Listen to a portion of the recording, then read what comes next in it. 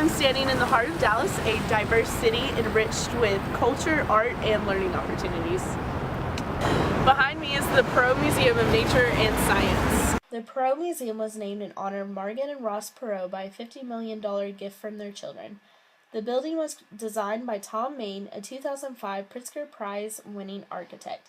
Main studied architecture at the University of Southern California and eventually obtained a master's from Harvard.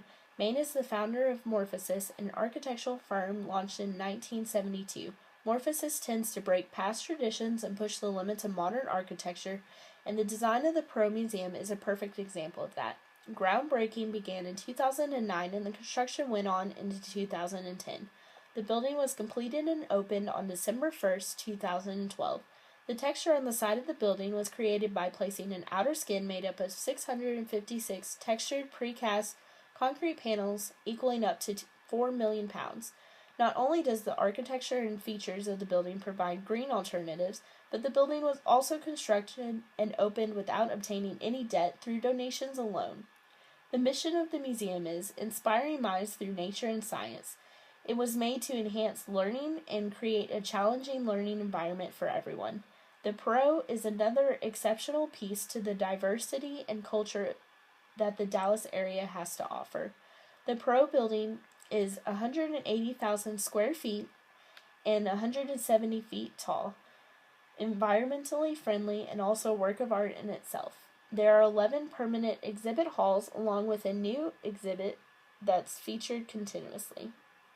The building also contains a large IMAX-style theater, space auditorium, an educational wing which includes numerous labs, outdoor play area, and a shop and cafe.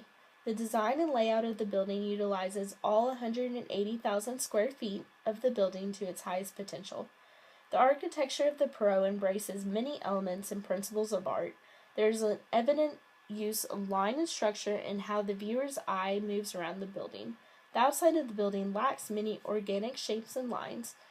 The extended glass escalator breaks the right angles and perpendicular lines, which adds more form and depth to the shape of the building. The texture on the outside panels also creates a sense of depth, texture, and balance, almost like that of hatching. The texture becomes more spaced out as it goes up the building, with most of the texture and shadows towards the base. By walking completely around the building, you will notice that from each angle there is a different perspective that may not have been noticed otherwise, and there is always something new to discover about the design. As you notice in the pictures, the building looks like a cube, but as you look at each angle, it looks completely different.